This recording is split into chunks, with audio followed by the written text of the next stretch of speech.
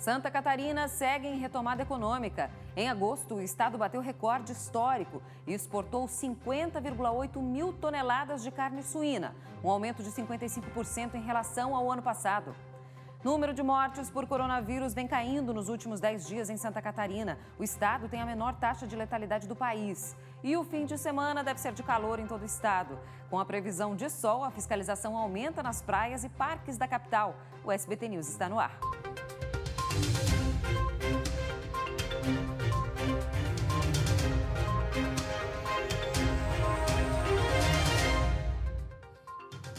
Olá, muito boa noite para você que está com a gente ligado aqui no SBT News a partir de agora, com todas as informações do estado. E a gente já começa falando de tempo. A sexta-feira foi de sol, calor e o fim de semana deve ser da mesma forma. Por isso, a gente vai começar o SBT News de hoje já trazendo um alerta. Mesmo com tempo favorável, alguns locais ao ar livre não podem ser frequentados em Florianópolis. Quem vai trazer para a gente essas informações e deixar você atento aí é a Graziane Bialy, que já está na Avenida Beira-Mar Norte, local que é sempre muito frequentado, especialmente em dias de calor, mas não está liberado no fim de semana, né, Grazi? Boa noite.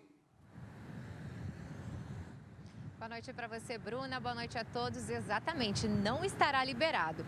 Hoje, né, dia de semana, então a gente pode ver o movimento nas quadras, pessoas praticando atividade física, correndo, caminhando, aproveitando a Beira-Mar Norte. Mas no final de semana ela estará fechada, assim como as quadras também não poderão ser utilizadas e da mesma forma os parques e áreas de lazer aqui por Florianópolis. E para quem está pensando em aproveitar as praias da capital neste final de semana, também devem ter atenção.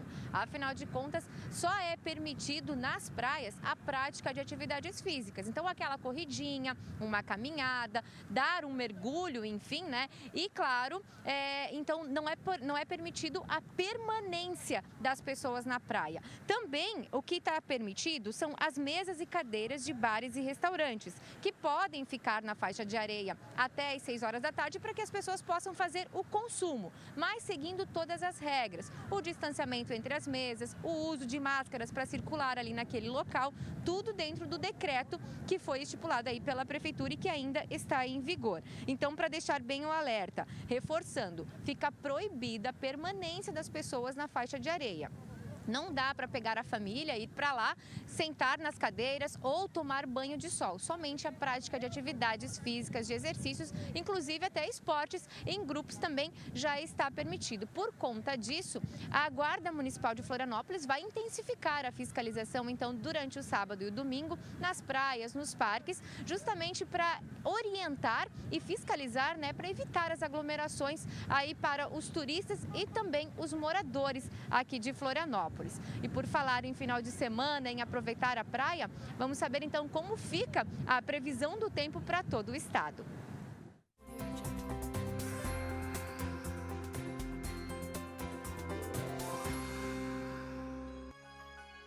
Sábado vai ser de sol em Santa Catarina. À tarde e à noite, condição de chuva isolada na Serra e litoral sul do estado. As temperaturas ficam elevadas em todas as regiões, com máximas próximas ou passando dos 30 graus em todas as regiões. No extremo oeste, podemos ter termômetros marcando até 37 graus. Capital com máxima de 28 graus. Em Joinville pode chegar a 31. Blumenau no Vale entre 16 e 30 graus. Lages na Serra durante a tarde pode fazer 27. Em Criciúma 28 e em Chapecó no Oeste 31 graus de temperatura máxima. No domingo a capital continua com máximas de 28. Joinville temperatura mais amena entre 18 e 21. Blumenau muito calor, podendo chegar a 34 graus. Lages, termômetros entre 16 e 28. Criciúma no sul do estado e Chapecó no oeste tem máxima de 31 graus. E o IMA, o Instituto do Meio Ambiente, retomou as análises de balneabilidade de 231 pontos do litoral de Santa Catarina. O monitoramento foi interrompido em março por causa da pandemia.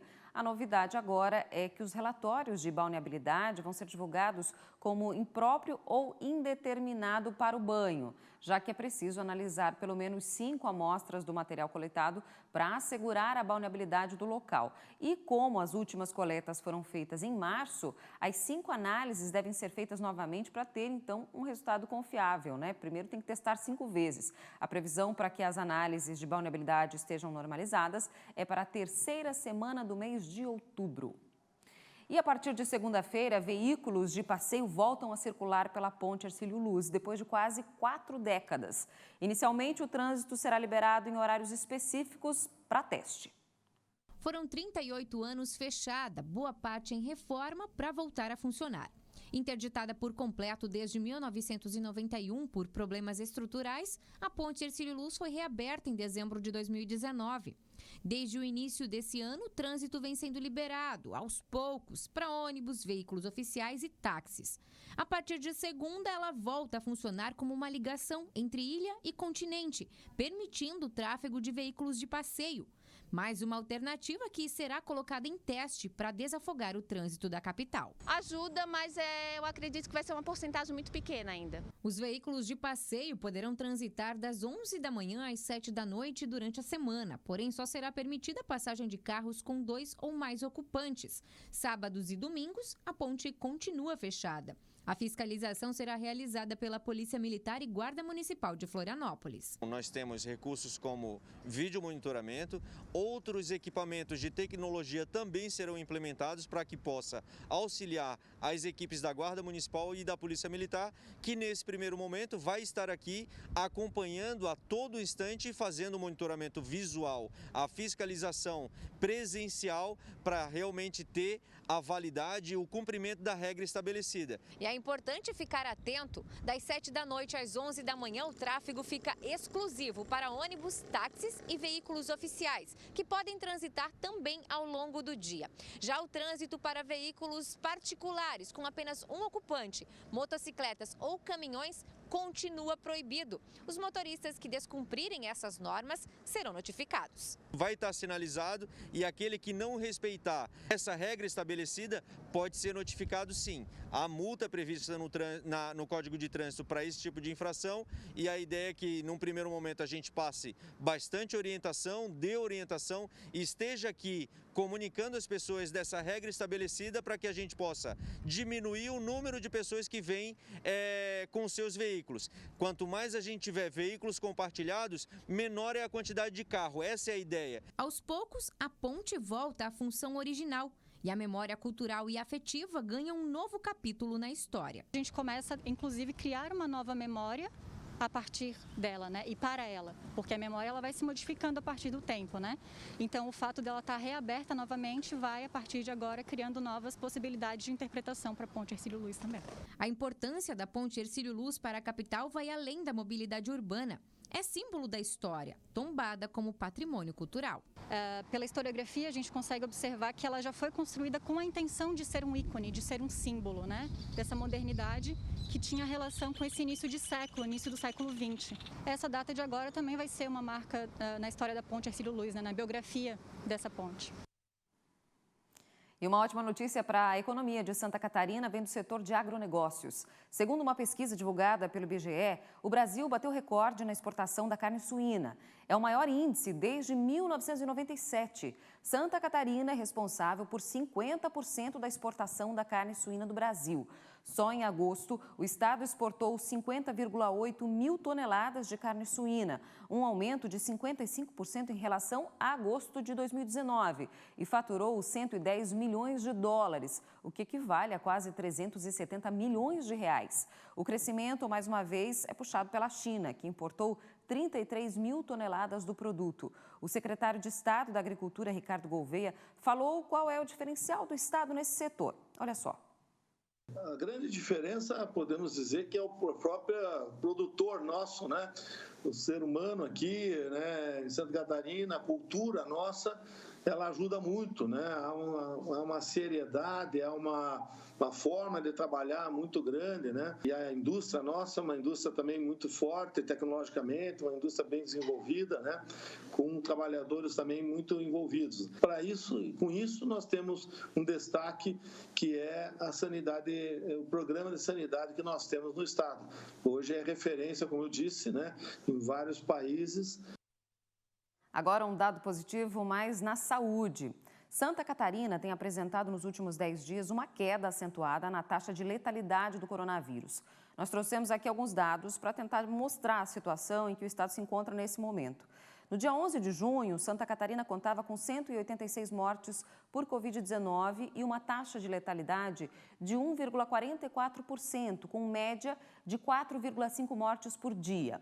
Um mês depois, o estado estava contabilizando 485 mortes, com uma taxa de 1,15 de letalidade e uma média de 13 mortes ao dia. Em agosto, a gente teve então o ápice da taxa de letalidade, que foi 1,48%, com 1.619 mortes e uma média de 55 pessoas morrendo pela doença todos os dias. Agora, com os números atualizados, são 2.497 mortes, 195.701 pacientes confirmados e uma taxa de letalidade que já caiu para 1,28%. Nesse momento, a média é de 23 mortes ao dia, embora seja um número muito ruim, mas já está diminuindo, o que já sugere uma melhora. Segundo a Secretaria de Estado da Saúde, Santa Catarina tem a menor taxa de letalidade do país. Se o estado, por exemplo, estivesse na média brasileira de 3%, nesse momento seriam quase 6 mil mortes que nós teríamos.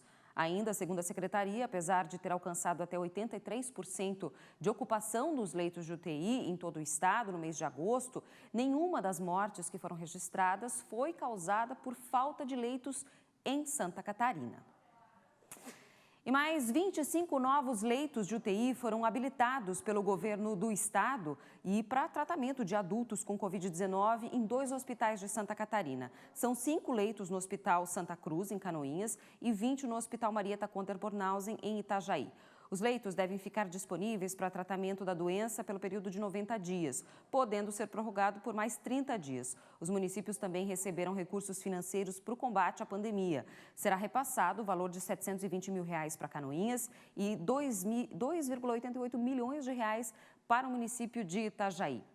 E preocupada com as consequências em que foi infectado pelo coronavírus, a universidade de quem foi infectado, a Universidade do Extremo Sul de Santa Catarina, a Unesc de Criciúma, está participando de uma pesquisa que vai acompanhar por cerca de 1 ano a rotina de quem foi positivado para a Covid-19.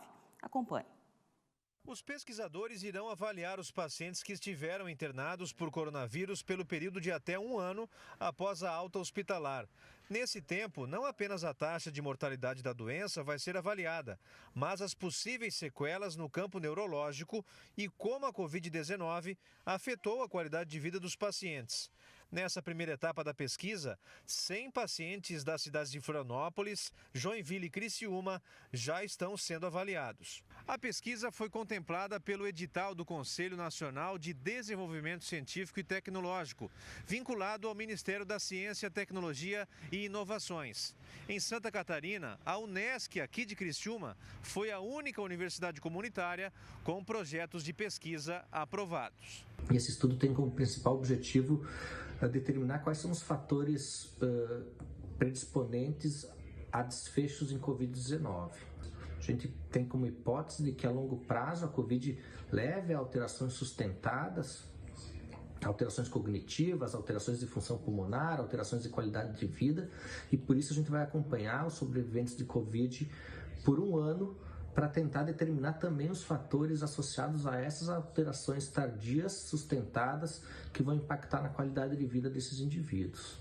O estudo terá a participação de pesquisadores e profissionais de diversas instituições, uma união de esforços na elaboração de estratégias eficazes no tratamento e prevenção ao coronavírus. Esse projeto também tem como objetivo importante o desenvolvimento de um aplicativo a ser distribuído ao Sistema Único de Saúde para que os cuidadores desses pacientes possam, na beira do leito, calcular de uma maneira eficaz o risco daquele indivíduo de desenvolver sequelas tardias e o risco daquele indivíduo de morrer da Covid-19. Depois do intervalo, mais de 600 mulheres já fizeram uso do botão do pânico, que é acionado em casos de violência doméstica. A gente vai explicar daqui a pouco. Até já.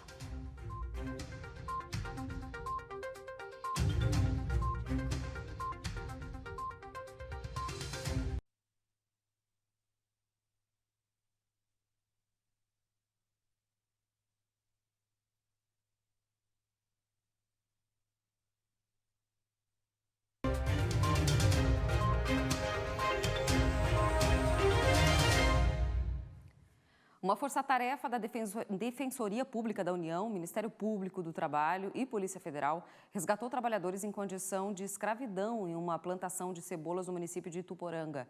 Os trabalhadores eram do Maranhão e de Pernambuco e vieram para Santa Catarina em um ônibus clandestino que foi pago pelo dono da fazenda onde eles trabalhavam e moravam.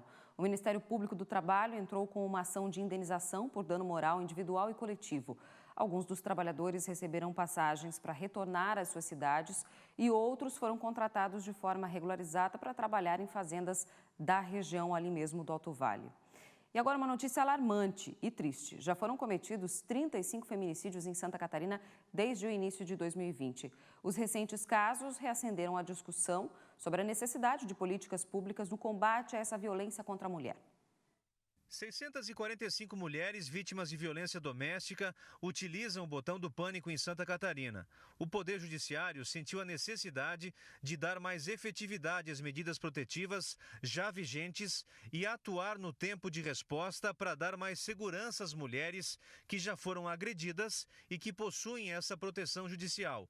A ferramenta aciona em tempo real uma viatura da Polícia Militar até o local onde a vítima está. Desde janeiro já foram 35 feminicídios praticados no estado. O lar é o local onde muitas mulheres sofrem violência. Com a pandemia, o isolamento é um dos fatores do aumento da tensão no espaço domiciliar e pode até aumentar o risco para a mulher. Como o agressor está dentro de casa, a vítima se sente inibida a procurar ajuda.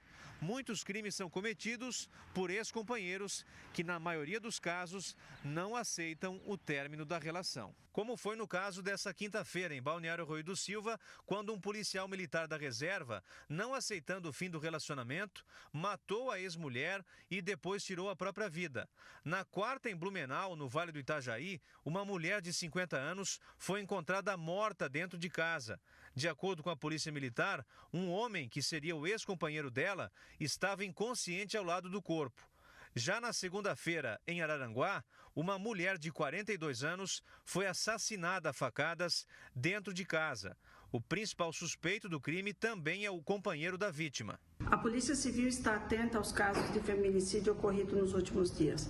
Por isso, nós queremos pedir às mulheres que estão em situação de violência doméstica e familiar que acessem o site da Polícia Civil, entrem na Delegacia Virtual da Mulher e denunciem as suas ocorrências, peçam ajuda. Se você está numa situação de emergência e de flagrante, use o botão de pânico no aplicativo da Polícia Militar. Em uma live realizada hoje, com a intenção de debater a situação no estado, foi reforçada a necessidade da mulher fazer a denúncia quando tem qualquer tipo de relação abusiva, seja física ou psicológica. A mulher quer manter o lar, ela quer manter a família unida. Então ela acha sempre uma desculpa. E mesmo quando ela é avisada, ela não acredita. Ela só vai acreditar no dia que ela vê com os próprios olhos, ou no dia que ela sentir que realmente ele é o agressor e ele não deseja o bem. O presidente do Tribunal de Contas do Estado determinou prioridade e urgência na realização de uma auditoria para avaliar o risco de um colapso no abastecimento de água da Lagoa do Peri, em Florianópolis. O TCE também está preocupado com os danos ambientais que podem gerar grandes consequências ao ecossistema e à população que vive ali no local. A auditoria, que foi solicitada pelo Ministério Público de Contas, deve fazer uma avaliação sistêmica da região e fiscalizar a bacia hídrica do Monumento Natural Municipal da Lagoa do Peri. E a gente, claro, continua acompanhando essa situação, porque até teve manifestação lá por parte dos moradores e ambientalistas com relação à situação da lagoa, que estava complicada nos últimos meses. A partir de segunda-feira, dia 14, as agências do INSS devem retornar ao atendimento presencial gradualmente. Para ser atendido em uma das agências, é preciso fazer o agendamento pelo aplicativo Meu INSS, no site do órgão ou ainda pelo telefone 135. Estarão disponíveis para atendimento presencial os serviços de perícia médica, avaliação social, cumprimento de exigência, justificação administrativa e reabilitação profissional. A Prefeitura de Florianópolis autorizou o aumento da capacidade de ocupação do transporte coletivo da capital. Agora, os ônibus podem transportar até 50% da capacidade total dos veículos. Os passageiros também já podem ocupar assentos posicionados lado a lado. Foi definido pelo Tribunal Superior Eleitoral o Plano de Segurança Sanitária para as eleições de 2020. Todas as sessões eleitorais terão álcool em gel disponíveis para os eleitores, que devem permanecer de máscaras e manter 1,5 metro de distância uns dos outros. A Justiça Eleitoral também orienta que os eleitores não levem acompanhantes para o local de votação. Os mesários vão receber máscaras, protetores faciais e álcool em gel. Quem tem dívidas em atraso com a Caixa Econômica Federal vai poder negociar com descontos de até 90%. É uma campanha para negociação de dívidas de contratos comerciais. Vale para pessoas físicas e empresas até 31 de dezembro. Os clientes que estiverem com dívidas vencidas entre R$ 50 e 5 milhões poderão realizar acordos para quitação. Os descontos para pagamento à vista podem chegar até 90% do valor da dívida. Dá para renegociar o contrato pelo telefone no número 0800 726 8068, opção 8, e pelo site caixa.gov.br/negociar. E olha, alguns Detrans de Santa Catarina voltaram a atender de forma presencial com agendamento. O funcionamento ou não da unidade depende do decreto do município onde ela está. Cada unidade possui um horário de atendimento diferenciado, baseado na quantidade de profissionais que estão trabalhando em infraestrutura para evitar aglomerações. Para saber se o da sua cidade está atendendo, também aproveitar para fazer o agendamento, é só você entrar no site do Detran Digital, que está aparecendo na tela, e fazer o seu cadastro ou realizar o login com as suas informações. Caso o serviço não esteja disponível, você pode fazer o contato por e-mail. Uma boa noite e um ótimo fim de semana para você. Até segunda!